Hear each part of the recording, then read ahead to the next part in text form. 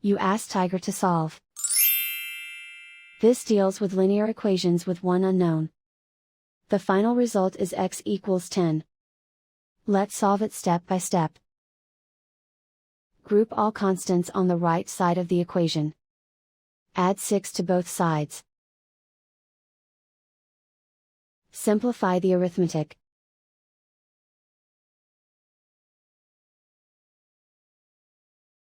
Isolate the x. Divide both sides by 5. Simplify the fraction. Find the greatest common factor of the numerator and denominator.